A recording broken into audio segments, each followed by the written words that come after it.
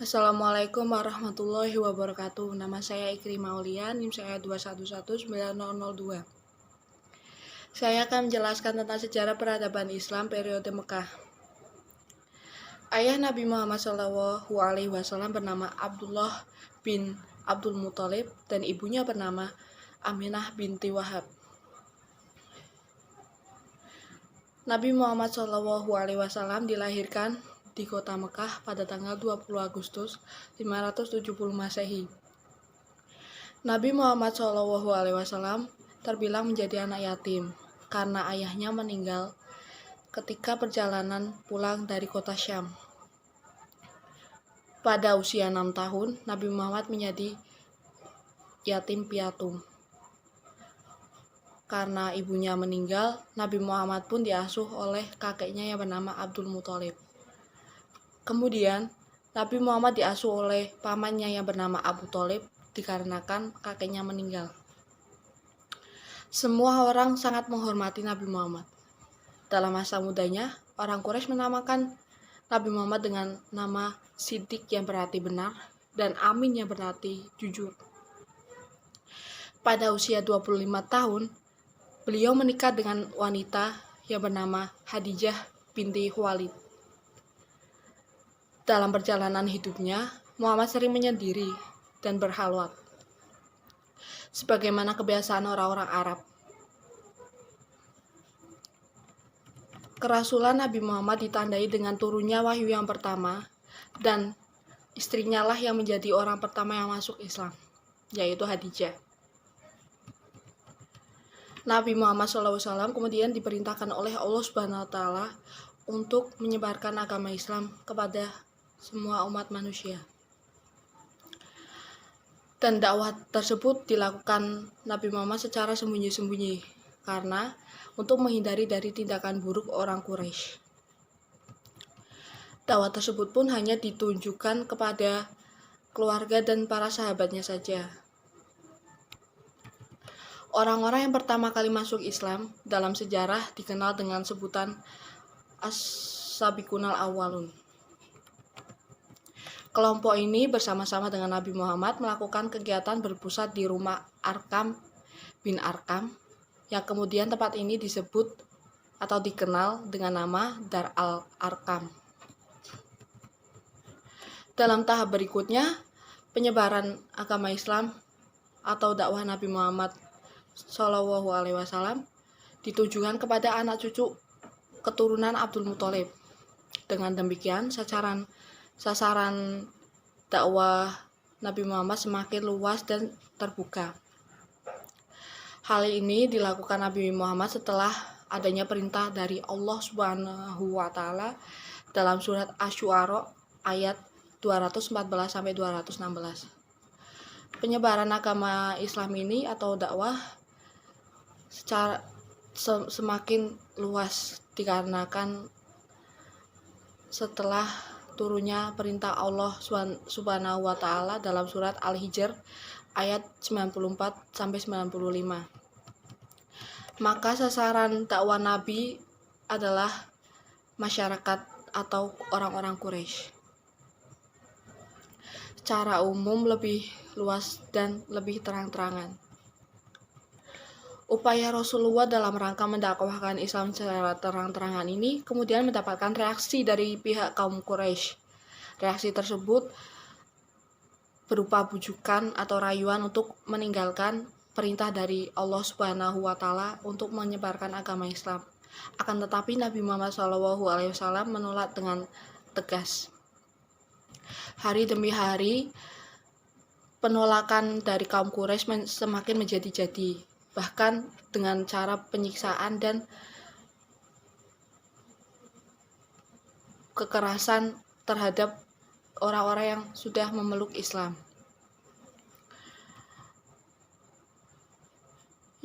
Pada saat itu, jumlah orang-orang yang memeluk Islam belum terlalu banyak, dan juga terjadi banyak pemboikotan yang dilakukan oleh orang-orang Quraisy. Hal ini, pemboikotan ini ditujukan kepada Bani Hashim dan Bani Abdul Muthalib karena sangat melindungi Nabi Muhammad kedua bani ini. Pemboikotan dan penyiksaan tersebut terjadi selama 3 tahun, kurang lebih 3 tahun. Tantangan yang dihadapi umat Islam sangat berat, maka Rasulullah kemudian memerintahkan kepada para sahabat untuk berhijrah ke Habasyah untuk sekedar mencari tempat perlindungan. Tindakan Nabi ini dimaksudkan di samping untuk memperluas pengaruh dakwah, juga untuk mengisyaratkan ketidakberdayaan kaum muslimin untuk melakukan perlawanan kepada kafir Quraisy. Hal ini merupakan hijrah yang pertama kalinya dilakukan oleh umat Islam. Kemudian maka penjelasan akan dilanjutkan oleh Mbak Muwafiqatur Rizky. Assalamualaikum warahmatullahi wabarakatuh. Perkenalkan, nama saya Muwafiqatur Rizky, NIM 2119005. Di sini saya akan melanjutkan menjelaskan dari Mbak Ikrimah. Kaum muslimin berangkat ke negeri Habasyah demi menghindari fitnah dan lari menuju Allah dengan membawa agama mereka. Hijrah ini merupakan hijrah pertama dalam Islam. Di antara kaum muhajirin yang terkenal adalah Utsman bin Affan beserta istrinya, Ruqayyah binti Rasulullah SAW, Abu Hudzaifah beserta istrinya, Zubair bin Awam, Mus'ab bin Umair, dan Abdurrahman bin Auf. Pada akhirnya, para sahabat Rasulullah SAW sebanyak 80 lebih berkumpul di Habasyah. Yang keempat, hijrah Rasulullah ke Taif. Tekanan kaum Quraisy terhadap kaum muslimin kian meningkat. Rasulullah memutuskan untuk mencari tempat yang dapat ditinggali atau hijrah. Rasulullah pun memutuskan untuk berhijrah ke Taif. Saat itu ia pergi bersama Zaid bin Haritsah. Sesampainya di Taif, Rasulullah bersama Zaid pun berdakwah dan menyebarkan Islam. Namun hijrah mereka ditolak. Rasulullah bin Zaid bin Haritsah malah disiksa. Mereka diusir dan dilempari batu hingga kepala Rasulullah terkena. Mereka pun memutuskan untuk berpindah ke Mekah. Yang kelima, permulaan kaum Ansor menganut Islam. Setiap musim haji tiba, Rasulullah SAW selalu menemui kabilah-kabilah yang datang ke Baitul Haram, membaca kitab Allah kepada mereka dan mengajak untuk mentauhidkan Allah. Tetapi tidak ada seorang pun yang menyambut ajakannya. Pada tahun ke-11 kenabian, Rasulullah SAW mendatangi kabilah-kabilah sebagaimana yang sering dilakukannya setiap tahun. Ketika berada di Aqobah atau suatu tempat antara Mina dan Mekah, tempat melempar jumroh, Nabi SAW bertemu dengan sekelompok orang dari kabilah Hijrat yang sudah dibukakan hatinya oleh Allah untuk menerima kebaikan Rasulullah SAW. Dan di situ Rasulullah SAW bertanya dan berbicara, menjelaskan dan setelah itu Rasulullah SAW mengajak mereka beriman kepada Allah, menawarkan Islam kepada mereka, dan akhirnya mereka menerima Islam sebagai ajarannya. Setelah pembaiatan tersebut, pada tahun berikutnya 12 orang lelaki dari Ansor datang di musim haji menemui Rasulullah SAW. Kemudian mereka berbaiat kepada Rasulullah SAW. Setelah pembaiatan, para utusan kaum Ansor itu pulang ke Madinah. Bersama dengan mereka, Rasulullah SAW mengikut sertakan Mus'ab bin Umair untuk mengajarkan Al-Quran dan hukum-hukum agama kepada mereka. Mus'ab bin Umair adalah salah seorang sahabat muda Nabi Shallallahu Alaihi Wasallam yang masuk sebelum hijrah. Ia adalah seorang pria tampan dan pintar, penuh dedikasi dan dermawan. Ia pernah ikut dalam perang Badar bersama Rasulullah Shallallahu Alaihi Wasallam dan perang Uhud, dan pada akhirnya ia terbunuh sebagai syahid. Mus'ab bin Umair adalah orang pertama melakukan sholat Jumat di Madinah. Assalamualaikum warahmatullahi wabarakatuh. Perkenalkan, nama saya Nurvina Solawati, NIM 2119016. Saya akan melanjutkan penjelasan materi dari sebelumnya, yaitu mengenai sejarah peradaban Islam pada masa Nabi Muhammad SAW di kota Madinah. Pada saat dakwah di kota Madinah, Nabi Muhammad SAW sudah merasakan kesenangan. Karena apa? Karena Nabi Muhammad SAW memiliki benteng pertahanan, yaitu sebagai wujud bersyukur, maka Nabi Muhammad berdoa kepada Allah agar benteng pertahanannya semakin hari semakin ditambah. Nah, akan tetapi dengan pertambahan benteng pertahanan itu, cacian dan makian yang diterima oleh kaum muslimin itu semakin banyak. Nah, kemudian ada salah seorang sahabat yang menanyakan kepada Nabi Muhammad SAW mengenai rencana berdakwah ke kota Madinah. Lantas, Nabi Muhammad SAW menjawab pertanyaan dari seorang sahabat itu. Nabi menjawab, "Sesungguhnya aku lebih mengetahui di mana tempat yang pokok atau yang patut untuk berdakwah, yaitu di kota Yatsrib atau Madinah." Lalu, sahabat mulai bergegas mengemasi barang-barang pribadinya dan berdakwah ke Madinah secara sembunyi-sembunyi. Lantas, sahabat yang pertama kali menginjakan kakinya di Madinah adalah Abu Salamah bin Abdul As'ad. Kemudian diiringi sahabat yang kedua, yaitu Amir bin Robaah beserta istrinya Laila binti Abi Hashmah. Laila binti Abi Hashmah adalah perempuan yang pertama kali menginjakan kakinya di kota Madinah. Kemudian rombongan sahabat tersebut langsung menuju ke rumah kaum Ansor untuk mendapatkan sebuah perlindungan. Kaum Ansor sendiri adalah kaum yang menerima kedatangan para sahabat yang hijrah dari Mekah ke Madinah.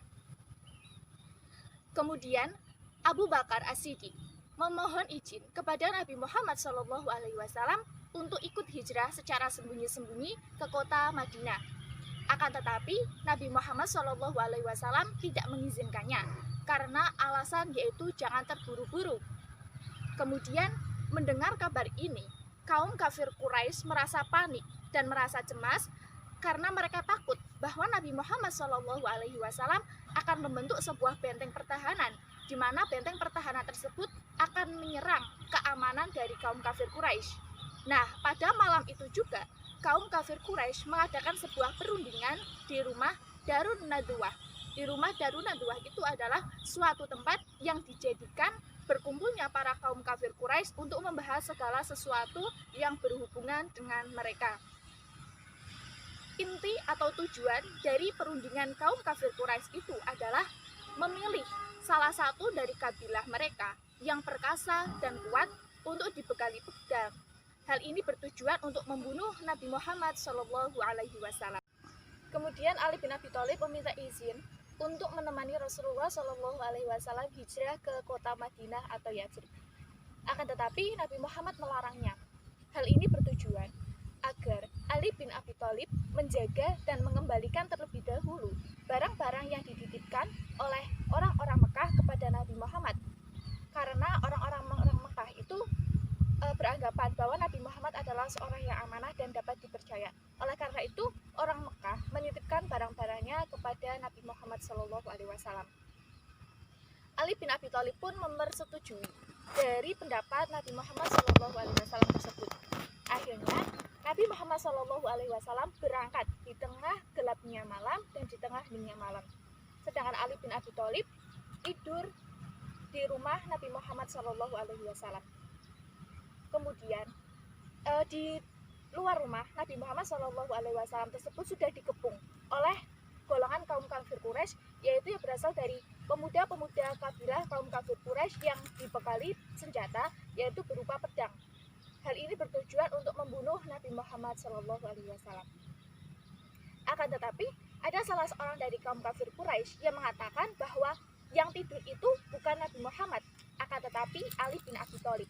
Oleh karena itu, kaum kafir Quraisy yang tadinya sudah siap untuk membunuh Nabi Muhammad dengan pedangnya, maka mereka pulang ke rumahnya dengan rasa sedih dan rasa cemas karena mereka beranggapan bahwa Nabi Muhammad SAW telah mempersiapkan suatu pasukan yang ingin menyerang dari kaum kafir Quraisy. Setelah berjalan menuju Madinah, Nabi Muhammad SAW akhirnya sampai di kota Madinah, tepatnya di daerah Quba. Kemudian beliau, Nabi Muhammad SAW, mendirikan sebuah masjid yang biasa kita kenal dengan Masjid Quba. Masjid Quba itu mempunyai dua tujuan atau mempunyai dua visi. Pertama adalah sebagai tempat sholat secara umum, sebagai masjid. Yang kedua yaitu untuk tugas dakwah negaranya. Lalu kemudian pada hari Jumat, Nabi Muhammad SAW melaksanakan ibadah sholat Jumat. Beliau menjadi seorang imam dan memberikan ceramah kepada masyarakat Madinah. Lalu Nabi Muhammad SAW menerima semua jamuan dari tamu-tamu atau menerima semua jamuan dari penduduk kota Madinah. Kemudian Nabi Muhammad SAW beserta sahabat-sahabat yang lainnya menunggu kedatangan Ali bin Abi Thalib dan para rombongan sahabat yang lainnya agar sampai di Madinah dengan selamat. Sekian, kurang lebihnya mohon maaf. Terima kasih. Bismillahirrahmanirrahim. Assalamualaikum warahmatullahi wabarakatuh. Perkenalkan, nama saya Muhammad Al-Fatih dengan NIM 2118241. Di sini saya akan melanjutkan materi yaitu tentang Piagam Madinah.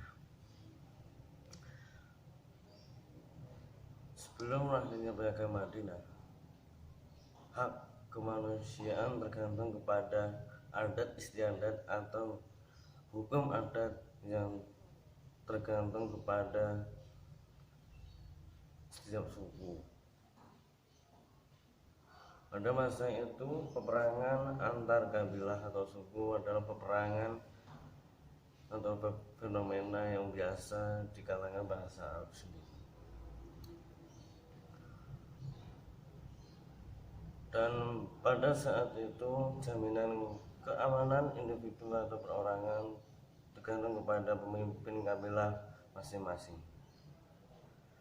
Dengan adanya Piagam Madinah mampu mengendalikan atau mengkondisikan berbagai hak dan kewajiban masyarakat. Sehingga Piagam Madinah dapat diterima dengan respon yang sangat baik,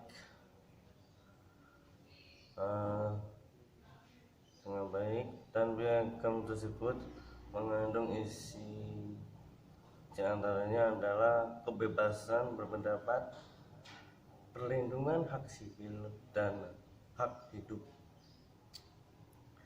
dan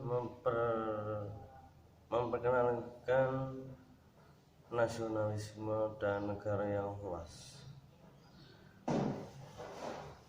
Piagam Madinah lahir berdasarkan kondisi sosial masyarakat Madinah yang heterogen, baik kondisi keagamaan, politik, ekonomi, dan suku bangsa.